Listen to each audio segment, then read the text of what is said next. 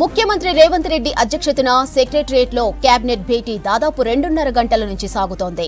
SC వర్గీకరణ ముసాయిదా బిల్లుకు మంత్రులు ఆమోదం తెలిపారు.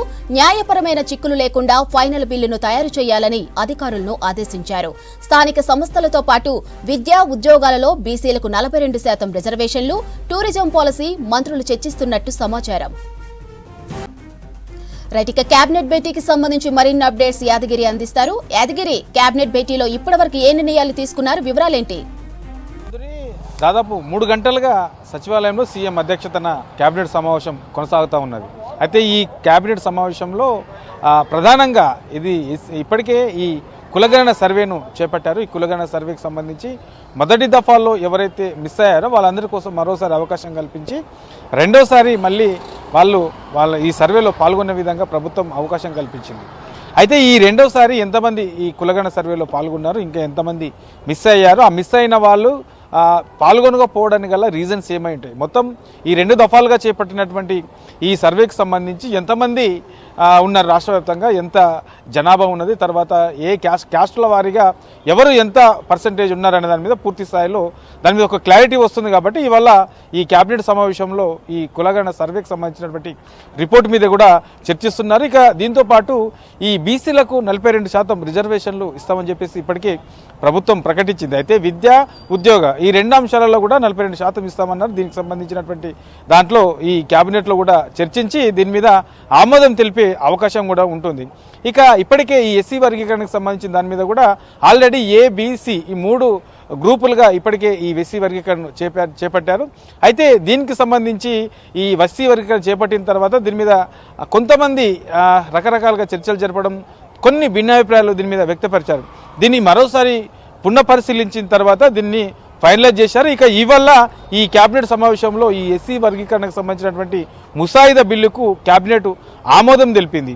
అయితే ఇందులో ఈ ఆమోదం తెలిపిన తర్వాత కూడా మళ్ళీ ఏమన్నా న్యాయపరమైన చిక్కులు వచ్చే అవకాశం ఉంటుందా, ఒకవేళ ఎట్లాంటివి వచ్చే అవకాశం ఉంటుంది, రాకుండా ఉండాలంటే ఏం చేయాలి, ఇట్లా ఓవరాల్గా ఈ అన్నిటిపైన కూడా మరొకసారి న్యాయ నిపుణుల సలహాలు తీసుకోవాలని చెప్పేసి అధికారులకు సీఎం రేవంత్ రెడ్డి ఆదేశించారు. ఆ న్యాయ నిపుణుల సలహాలు తీసుకున్న తర్వాత ఏదైతే ఈ ఎస్సీ వర్గీకరణకు సంబంధించినటువంటి ముసాయిదా బిల్లు ఉన్నదో ఈ ముసాయిదా బిల్లుకు పూర్తి స్థాయిలో ఆమోదం తెలిపే అవకాశం ఉంటుంది. కాబట్టి ఇవల్ల జరుగుతున్నటువంటి ఈ కేబినెట్ సమావేశంలో ఇప్పటి వరకు జరిగినటువంటి ఈ చర్చల్లో దీనికి సంబంధించి ఎస్సీ వర్గీకరణకు సంబంధించినటువంటి ఈ ముసాయిదా బిల్లుకు కేబినెట్ ఆమోదం తెలిపింది. ఇక వీటితో పాటు టూరిజం పాలసీకి సంబంధించి ఇప్పటికే దీని మీద 2-3 సార్లు చర్చలు జరిగాయి. తర్వాత దీనికి సంబంధించినటువంటి దాంట్లో సీఎం రేవంత్ రెడ్డి అధ్యక్షతను కూడా ప్రత్యక్షంగా సమావేశాలు కూడా నిర్వహించారు.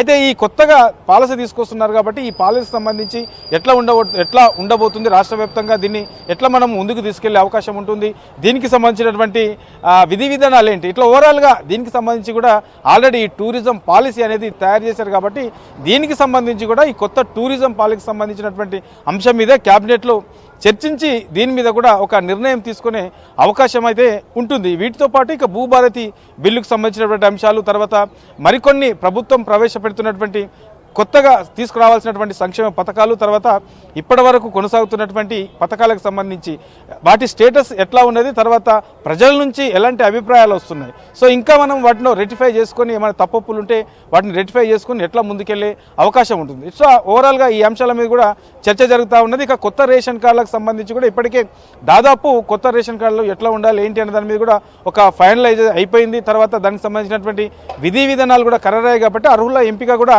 ప్రభుత్వ అధికారులు దాదాపుగా ఖరారు చేశారు. సో దీని మీద కూడా చర్చించి ఈ రేషన్ కార్డులు ఎప్పటి నుంచి ఇవ్వబోతున్నామనే దాని మీద కూడా ఇవాళ కొనసాగుతున్నటువంటి ఈ కేబినెట్ సమావేశంలో చర్చించి దీని మీద కూడా ఒక నిర్ణయం తీసుకునే అవకాశం ఉంటుంది.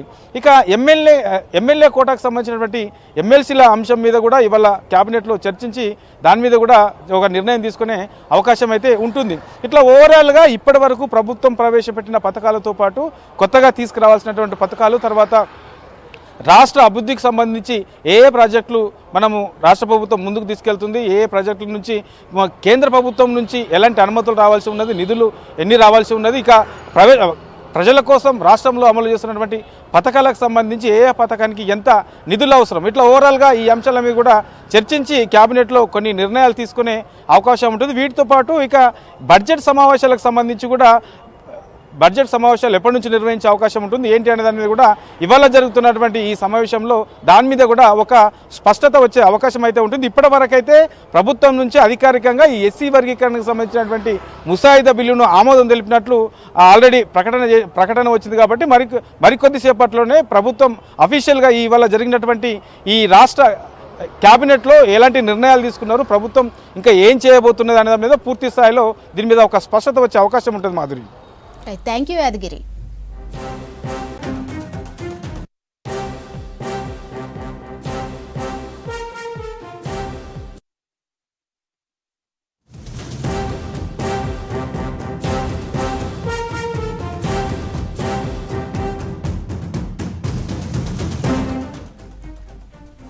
ఎస్ఎల్బీసీలో 13వ రోజు రెస్క్యూ ఆపరేషన్ కొనసాగుతుంది.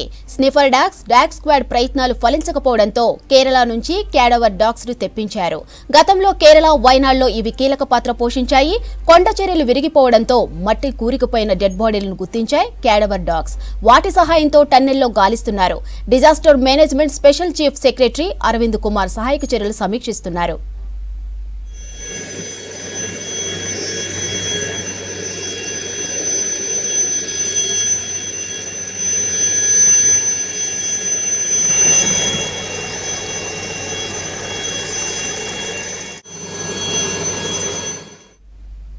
ఎస్ఎల్బీసీలో 13వ రోజు రెస్క్యూ ఆపరేషన్ కొనసాగుతుంది. స్నిఫర్ డాగ్స్, డాగ్ స్క్వాడ్ ప్రయత్నాలు ఫలించకపోవడంతో కేరళ నుంచి క్యాడవర్ డాగ్స్ ని తెప్పించారు. గతంలో కేరళ, వైనాడ్లో ఇవి కీలక పాత్ర పోషించాయి. కొండ చర్యలు విరిగిపోవడంతో మట్టిలో కూరుకుపోయిన డెడ్ బాడీలను గుర్తించాయి క్యాడవర్ డాగ్స్. వాటి సహాయంతో టన్నెల్లో గాలిస్తున్నారు. Disaster management special chief secretary Arvind Kumar సహాయక చర్యలు సమీక్షిస్తున్నారు.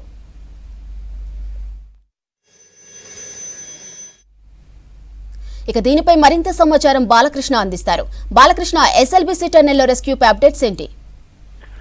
మాదిరి, ఎస్ఎల్బీసీ టన్నెల్ వద్ద సహాయక చర్యలు చాలా ముమ్మరంగా జరుగుతున్నాయి. కొద్దిసేపటి క్రితమే ministry for home affairs, national disaster management authority secretary colonel Keerthi Pratap Singh కూడా ఘటనా స్థలంలో చేరుకొని పూర్తిగా సహాయక చర్యలు అందుతున్నటువంటి విధానం తెలుసుకున్నారు. ప్రత్యేకించి కేరళ నుంచి కెడావర్ డాగ్స్ ఘటనా స్థలానికి చేరుకున్నాయి. ఎందుకంటే ఇవి చాలా ప్రత్యేకత కలిగినటువంటి డాగ్స్. ఎందుకంటే గతంలో వయనాడులో జరిగినటువంటి ల్యాండ్ స్లైడింగ్ లో కూడా వీటికి పాత్ర చాలా కీలకంగా ఉంది. మనము ఘటనా స్థలంలో జరిగినటువంటి ఇన్సిడెంట్ ని పరిశీలిస్తే దాదాపు 2 పార్ట్స్ లో ఈ కార్మికుల అవశేషాలు ఉండొచ్చు అని చెప్పి ఎన్జీఆర్ఏ గుర్తించిన తరుణంలో టీబీఎం సంబంధించినటువంటి బ్యాక్ ఏరియాలో ఎక్స్కావేషన్ జరిగినప్పుడు కూడా ఇట్లాంటి అవశేషాలు దొరకపోవడంతో టీబీఎం ముందు భాగంలో కూడా సర్చ్ చేస్తున్నారు. కానీ స్మెల్ వస్తుంది అని అంటున్నారు. కానీ డాగ్ స్క్వాడ్స్ కానీ స్నిప్పర్ డాగ్స్ కానీ వాటిని ఐడెంటిఫై చేయలేకపోయాయి. ఈ తరుణంలో స్పెషల్ డాగ్స్ ని రంగంలో దించారు. ఇందులో కెడావర్ డాగ్స్ యొక్క ప్రముఖ పాత్ర ఉంటుంది. అవి ఈజీగా స్మెల్ ని గుర్తుపట్టి కరెక్ట్ లొకేషన్స్ లోకి డిజాస్టర్ మేనేజ్మెంట్ కానీ అట్లాగే రెస్క్యూ టీమ్స్ ని చేరవేరుస్తాయి అనేది ఒక ఆలోచనతోటి చాలా ముందు అడుగేస్తున్నారు. సో ఈ ఎంటైర్ ఆపరేషన్స్ లో అన్ని విభాగాలు పూర్తి స్థాయిలో పనిచేస్తున్నాయి. అటు డీసిల్టింగ్ జరుగుతుంది, డీవాటరింగ్ జరుగుతుంది. కన్వేయర్ బెల్ట్ కూడా పూర్తి స్థాయిలో సెట్ అయిపోయింది. కన్వేయర్ ద్వారా ఏదైతే లోపల ఉన్నటువంటి సిల్ట్ ని బయటకు పంపించే ప్రయత్నం చేస్తున్నారు. ఇదొక్కటే కాకుండా ఎక్స్కావేషన్ ద్వారా లోపల 8 మంది సంబంధించినటువంటి అవశేషాలను గుర్తించి వెంటనే కుటుంబ సభ్యులకు అందజేయాలనేది ఒక చాలా కీలకమైన అంశంగా మారింది.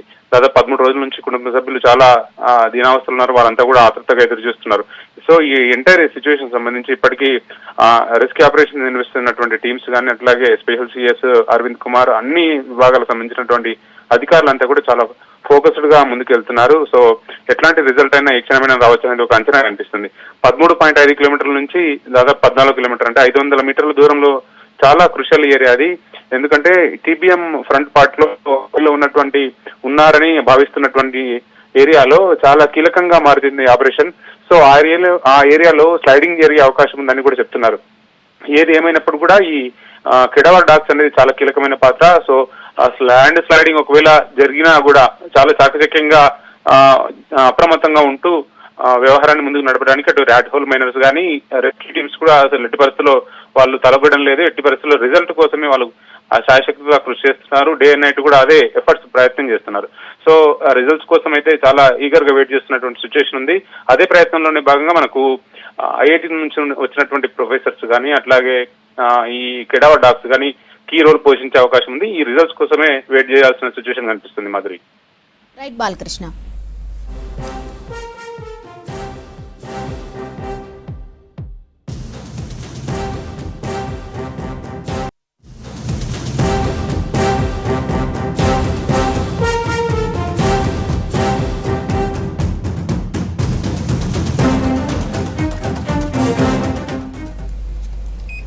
కాంగ్రెస్ పార్టీని ప్రజలు నమ్మడం లేదని ఎమ్మెల్సీ ఎన్నికల్లో తేలిపోయిందన్నారు బీజేపీ రాష్ట్ర అధ్యక్షులు కేంద్ర మంత్రి కిషన్ రెడ్డి.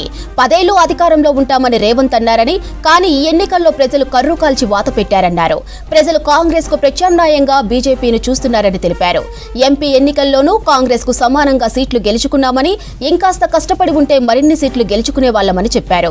బీజేపీపై రేవంత్ ఆరోపణలు పట్టించుకోమని, హామీలు అమలు చేయకుండా ఆరోపణలు చేశారని విమర్శించారు కిషన్ రెడ్డి.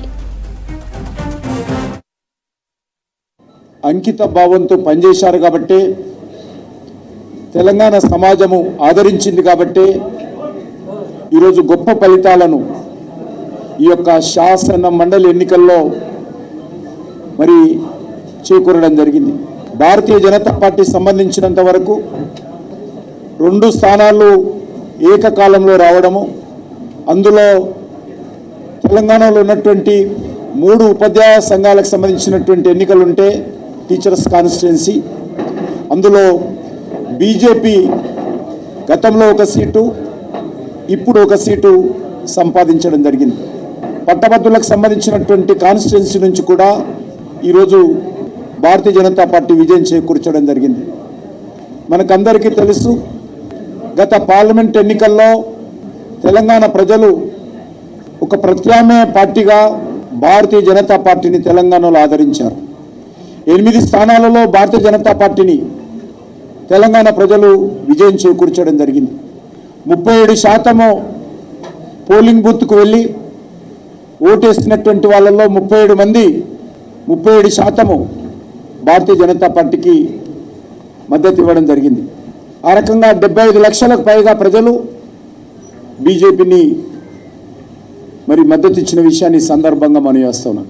మరి ఇప్పుడు జరిగినటువంటి 3 స్థానాల్లో కూడా మరి 2 స్థానాలు కీలకమైనటువంటి స్థానాలు, అందులో ఒక పట్టభద్రుల నియోజకవర్గం నుంచి కాంగ్రెస్ పార్టీ యొక్క స్థానం అది గతంలో, ఆ స్థానాన్ని కూడా ఈరోజు బీజేపీకి అందించి మరొకసారి తెలంగాణ ప్రజలు గ్రామాలలో మనకు తెలుసు ఒపీనియన్ మేకర్స్, కీ ఓటర్స్ ఎవరంటే ఉపాధ్యాయులు, పట్టభద్రులు, విద్యావంతులు, మేధావులు ఉంటారు. ఈరోజు ఆ యొక్క కీ ఓటర్స్ ఎవరైతే ఉన్నారో వాళ్ళు ఈరోజు బీజేపీని ఆదరించడంతో మరొకసారి చాలా స్పష్టంగా తెలంగాణ రాష్ట్ర రాజకీయాలలో చాలా స్పష్టత కూడా ఏర్పడింది. ఈరోజు ఈ ఎన్నికల్లో కూడా ముఖ్యమంత్రి రేవంత్ రెడ్డి గారు 3 బహిరంగ సభల్లో మాట్లాడుతూ భారతీయ జనతా పార్టీ మీద అనేక రకాల తప్పుడు ఆరోపణలు చేశారు. అయినప్పటికీ కూడా ప్రజలు ముఖ్యమంత్రి మాటలను, ముఖ్యమంత్రి చేసినటువంటి ఆరోపణలను పట్టించుకోలేదు. అధికారంలోకి వచ్చి 14 నెలల తర్వాత ఈ హామీలు అమలు చేయకుండా ఎదురుదాడి చేసేటువంటి ప్రయత్నం చేస్తూ ఉన్నాడు. ఆయనకు ఇచ్చింది ప్రజలకు కాంగ్రెస్ పార్టీ, ఆయన నాయకుడు రాహుల్ గాంధీ ఇచ్చినటువంటి హామీలు అమలు చేయకుండా పూర్తిగా వైఫల్యం చెంది ఈరోజు బీజేపీ మీద ఆరోపణలు చేసేటువంటి ప్రయత్నం చేస్తూ ఉన్నాడు. కానీ ప్రజాస్వామ్యంలో ప్రజల తీర్పు ఏదైతున్నదో చాలా స్పష్టంగా ఈరోజు తెలంగాణలో మనకు కనిపిస్తూ ఉంది. మాది 10 ఏళ్ళు నేనే ముఖ్యమంత్రి ఉంటా, 10 ఏళ్ళు మాదే అధికారం ఉంటుందని ఏదైతే మాకు ఎదురు లేదు తిరుగులేదని మాట్లాడుతున్నటువంటి కాంగ్రెస్ పార్టీకి ఈ ఎన్నికల్లో మరొకసారి కాంగ్రెస్ పార్టీ అధికారంలోకి వచ్చినటువంటి జరిగినటువంటి 2 ఎన్నికల్లో కూడా కర్రు కాచి వాత పెట్టారు కాంగ్రెస్ పార్టీకి. రానున్నటువంటి 1-2 నెలల్లో అన్ని కమిటీలను పూర్తి చేసుకొని ఈరోజు రాష్ట్రంలో ఒక బలమైనటువంటి శక్తిగా ప్రజా సమస్యల మీద పోరాటం చేసే దిశలో ముందుకెళ్తాం. ఈరోజు ఉపాధ్యాయుల సమస్యల మీద ఈరోజు చాలా అసంతృప్తి ఉపాధ్యాయుల్లో ఉంది. ఉద్యోగస్తులు గురించి పట్టించుకున్నటువంటి పరిస్థితి లేదు. మా పార్టీలో శాసనసభలో కానీ శాసన మండలిలో కానీ మా పార్టీ తరఫున ఈ యొక్క ప్రజల సమస్యల మీద కానీ ప్రత్యేకంగా ఉపాధ్యాయుల ఉద్యోగస్తుల సమస్యలు, నిరుద్యోగ సమస్యలు, పట్టభద్రుల సమస్యల మీద, రైతాంగ సమస్యల మీద ఈ ప్రభుత్వాన్ని నిలదీస్తాం. శాసన మండలిలో కూడా ఈరోజు 3 మరి తప్పకుండా ఏ యొక్క త్రిశూలం ఉంటుందో అదేవిధంగా మా ముగ్గురు శాసన మండలి సభ్యులు కూడా రానున్న రోజుల్లో ఈ ప్రభుత్వాన్ని నిలదీసేటువంటి ప్రయత్నం చేస్తాం. మా పార్టీకి సంబంధించినటువంటి కార్యకర్తలను వేధించినప్పటికీ అనేక రకాలుగా ఇటీవల జరిగినటువంటి ఎన్నికల్లో ముఖ్యమంత్రి గారు తన సహచర మంత్రులు, పార్టీకి సంబంధించినటువంటి ఎంపీలు, ఎమ్మెల్యేలు కొంతమంది అనేక రకాల తప్పుడు ప్రచారం చేసి బీజేపీని ఓడించాలని కుట్ర చేసినప్పటికీ కూడా ఎన్నికల్లో బీజేపీ విజయం సాధించడం జరిగింది. ఈ విజయానికి మేమేమి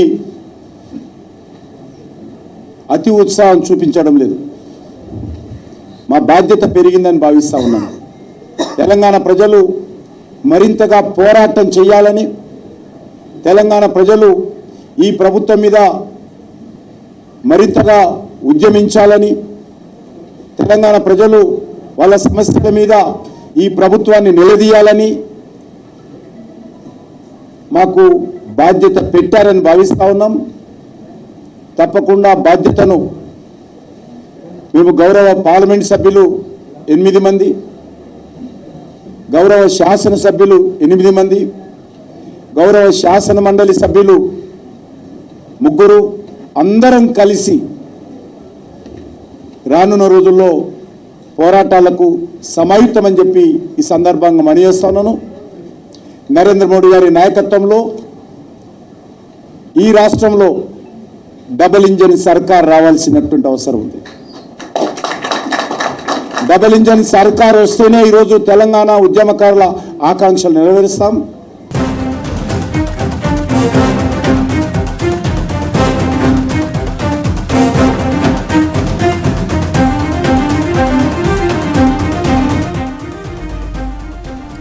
నల్గొండ జిల్లా ప్రభుత్వ ఆసుపత్రిలో 3 ఏళ్ల బాలుణ్ణి కిడ్నాప్ చేశాడు ఓ గుర్తు తెలియని వ్యక్తి.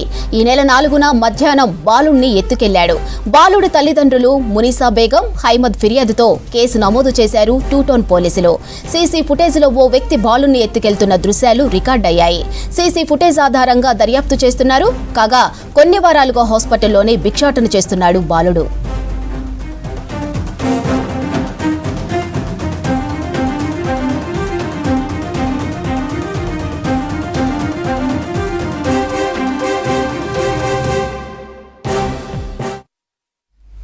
మంచిర్యాల జిల్లా జైపూర్ మండలం కిస్టాపూర్ గోదావరి ఇసుక అక్రమ రవాణా అడ్డుకున్నారు రామగుండం టాస్క్ ఫోర్స్ పోలీసులు. నిబంధనలకు విరుద్ధంగా ఎలాంటి అనుమతులు లేకుండా ఇసుక తరలిస్తున్నారు అక్రమార్కులు. రాత్రి వేళ గుట్టు చప్పుడు కాకుండా లారీల ద్వారా ఇసుక హైదరాబాద్కు తరలిస్తున్నారు. ఒక లారీ జేసీబీ సీజ్ చేశారు టాస్క్ ఫోర్స్ పోలీసులు.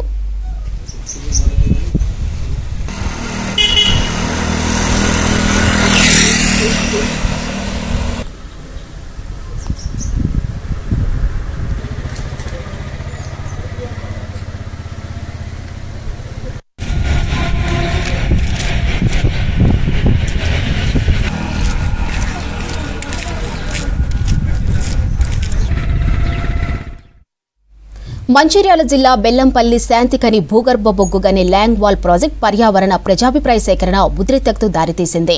ప్రజాభిప్రాయ సేకరణ కార్యక్రమాన్ని నిర్వాసిత గ్రామ ప్రజలు అడ్డుకున్నారు. పెద్ద సంఖ్యలో తరలివచ్చి ఆందోళనకు దిగారు. ప్రాజెక్టుకు వ్యతిరేకంగా నినాదాలు చేశారు. ఎలాంటి అవాంఛనీయ ఘటనలు జరగకుండా భారీ బందోబస్తు ఏర్పాటు చేశారు పోలీసులు. ప్రతి ఒక్కరిని తనిఖీ చేసిన తరువాత ప్రజాభిప్రాయ సేకరణ కార్యక్రమానికి అనుమతిస్తున్నారు పోలీసులు. కాపాడుదాం కాపాడుదాం రైతు భూములనే కాపాడుదాం కాపాడుదాం కాపాడుదాం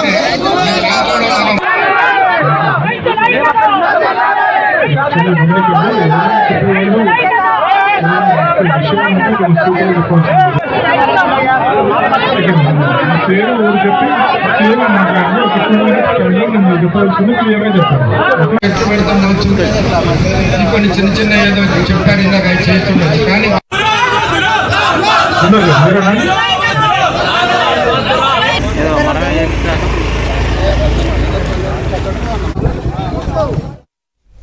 యాదాద్రి భువనగిరి జిల్లా రాజపేట మండలంలో పర్యటించారు జిల్లా కలెక్టర్ హనుమంతరావు. బొందుగల గ్రామంలో ప్రభుత్వ పాఠశాలను సందర్శించారు. 10వ తరగతి విద్యార్థులతో మాట్లాడి పరీక్షలకు ఎలా ప్రిపేర్ అవుతున్నారో తెలుసుకున్నారు. మంచి వాతావరణంలో నాణ్యమైన బోధన అందించాలని టీచర్లకు సూచించారు. ఆ తరువాత మండల కేంద్రంలో పీహెచ్సీని ఆకస్మిక తనిఖీ చేశారు. గవర్నమెంట్ హాస్పిటల్లో అన్ని సదుపాయాలు అందుబాటులో ఉన్నాయని, ప్రైవేట్ హాస్పిటల్కు వెళ్లి డబ్బు వృధా చేసుకోవద్దని స్థానికులకు సూచించారు. భువనగిరి హాస్పిటల్లో స్టాఫ్ దురుసుగా ప్రవర్తిస్తున్నారు ని కలెక్టర్కు తెలిపారు ఓ మహిళ. దీనిపై వెంటనే అధికారులతో ఫోన్లో మాట్లాడి హెచ్చరించారు కలెక్టర్.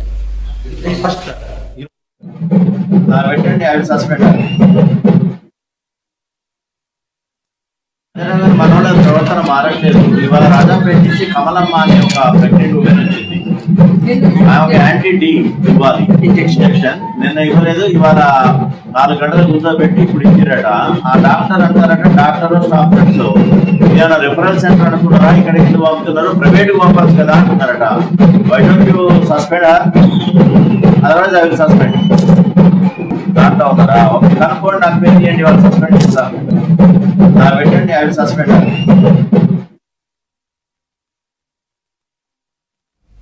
సూర్యాపేట జిల్లా మోతే ఎంఆర్ఓ ఆఫీసులో విధులు నిర్వహిస్తున్న 2 ఉద్యోగులను సస్పెండ్ చేశారు జిల్లా కలెక్టర్ తేజస్ నందలాల్. రికార్డులను ట్యాంపరింగ్ చేసిన కేసులో ఆర్ఐ జె నిర్మలాదేవి, అదనపు ఆర్ఐ షేక్ మన్సూర్ అలీని సస్పెండ్ చేశారు. పాత ధరణి రికార్డులలో లేని పేర్లను కొత్త రికార్డులో సృష్టించడంతో చర్యలు తీసుకున్నారు. ధరణిలో మిస్సింగ్ సర్వే నెంబర్ల కింద 11 దరఖాస్తులు చేయించి భూమి ఉన్నట్టు తప్పుడు ధృవీకరణ చేసినట్టు గుర్తించారు అధికారులు. ఈ కేసులో ప్రమేయం ఉన్న ప్రతి ఒక్కరిపై చర్యలుంటాయని హెచ్చరించారు కలెక్టర్.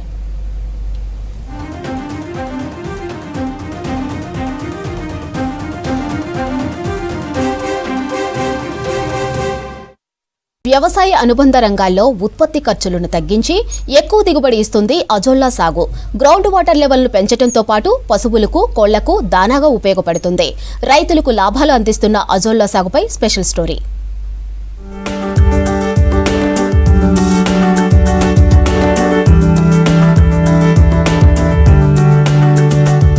అజొల్లా సాగు రైతులకు లాభాల పంట పండిస్తోంది. నాచు జాతికి చెందిన అజొల్లాతో అనేక ఉపయోగాలున్నాయి. వర్షపు నీటిని ఒడిసిపట్టేందుకు, నీరు వృధా కాకుండా ఉండేందుకు, భూగర్భ జలాల పెంపునకు ఇది తోడ్పడుతోంది. సేంద్రియ సాగుకు ఉపయోగపడటంతో పాటు చేపలు, కోళ్లకు దానాగా అందించవచ్చు. మంచిర్యాల జిల్లాకు 27 అజొల్లా యూనిట్లు మంజూరు చేసింది ప్రభుత్వం. బోర్ల రీఛార్జ్ కోసం అజొల్లా పెంచేందుకు 81 నీటి తొట్ల నిర్మాణానికి 7.83 లక్షలు విడుదల చేసింది. ఉపాధి హామీ జాబ్ కార్డు ఉన్న రైతులు వీటిని ఏర్పాటు చేసుకున్నాక వారి ఖాతాల్లో డబ్బులు జమ అవుతాయి. జిల్లాలో బెల్లంపల్లి, భీమారం, చెన్నూరు, దండేపల్లి, హాజీపూర్, జన్నారం, కన్నేపల్లి, లక్షడిపేట్, తాండూర్, వేమనపల్లి మండలాల్లో 1 చొప్పున, నెన్నాలలో 2, మొత్తం 12 బోర్ల రీఛార్జ్ పూర్తయింది.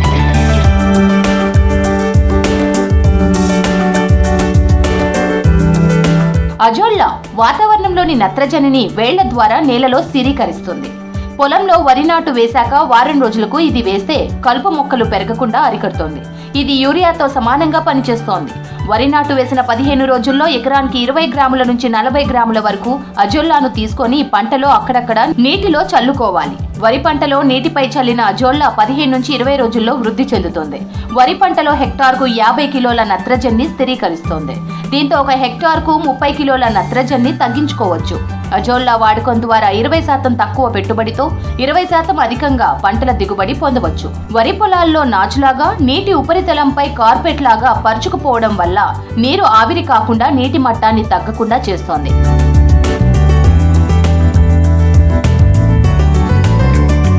అజొల్లా పశువులకు మేతగా ఉపయోగపడుతోంది.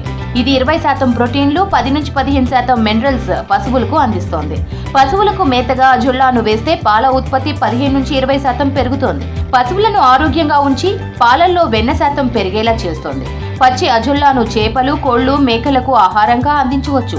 ఎండిపోయిన అజొల్లాను పశువుల దానాగా ఉపయోగించుకోవచ్చు. అజొల్లాను అమ్మి ఆదాయం పొందవచ్చు. చేపలు తింటానాయి. నాకు ఇప్పుడు ప్రస్తుతానికి కోళ్ళు లేవు, ఆవులు లేవు కాబట్టి ఒక ఆవు సో కొనుక్కుందాం అనుకుంటాను. కోళ్ళను సో పెంచుకుంటా. అదేవిధంగా ఇంకోటి రైతులు గమనించాల్సింది ఏంటంటే వరి పొలం పెట్టినాక 15 రోజులకు దొయ్యల ఆడొక 1/4 కిలో ఆడొక 1/4 కిలో వేసుకున్నాడంటే మనకు మొత్తం ఇదంతా దొయ్య అంతా అవుతుంది. అయితే మన ఎండల సూర్యరాశి నుంచి మనకు నత్రజనిని ఇక్కొని ఆ నత్రజనిని మనకు వారికి సప్లై చేస్తుందట. దీనివలన రైతులకు ఇంకోటి అటు గడ్డి పడది, ఇటు మన నత్రజని అందిస్తుంది. అట్టసుమ లాభమే ఉన్నది రైతులకు. ఇంకొకటి ఇప్పుడు ఎన్ఆర్ఎస్ పథకం వల్ల ఉపాధి హామీ కార్డు ఉన్నోళ్ళు, జాబ్ కార్డు ఉన్నోళ్ళు ఎవరికైనా దీన్ని వర్తిస్తుంది. రైతులు దీన్ని గమనించుకొని ఈ ఉపాధి హామీ పథకం వల్ల మండల ఆఫీస్కి పోయి సార్ నాకు కావాలంటే వాళ్ళు మనకు శాంక్షన్ చేస్తారు. చేసుకొని కట్టుకుంటే బర్లకు దానాల మనకు తవుడు పెడతాం కాబట్టి ఆ తవుట్లా కొద్దిగా అలవాటు చేయాలి. ఫస్ట్ ఒకటేసారి పెడితే తినయి, కొద్దిగా తవుల్లో కలిపి పెట్టి అలవాటు చేస్తే దీని ద్వారా మన పాలల్లో పోషకాలు పెరుగుతాయి, వెన్న శాతం పెరుగుతుంది. అట్లా లాభమే, మనకు ఆరోగ్యానికి మంచిగా ఉంటుంది. అజొల్లా సాగు కోసం ముందుగా బోర్ చుట్టూ 7.5 ఫీట్ల వెడల్పు, అంతే లోతుగా గుంత తవ్వాలి. ఇందులో మొదటగా దొడ్డు కంకర, తర్వాత కొంచెం సన్నటి కంకర, ఆ తర్వాత చిప్స్ వేయాలి.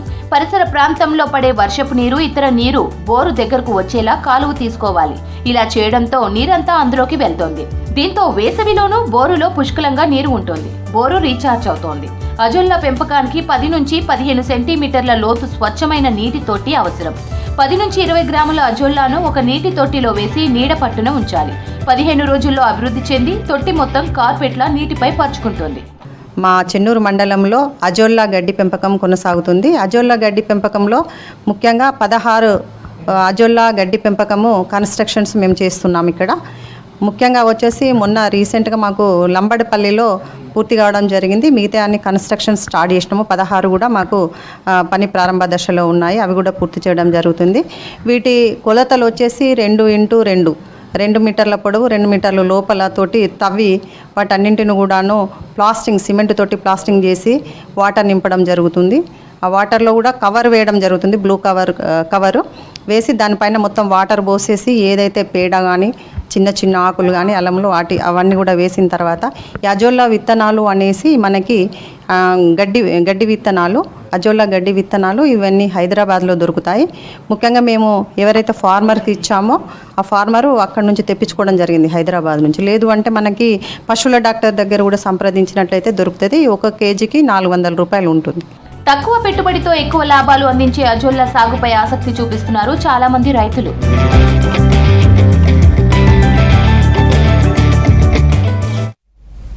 ఇవి బులెటిన్ అప్డేట్స్. చూస్తూనే ఉండండి V6 న్యూస్.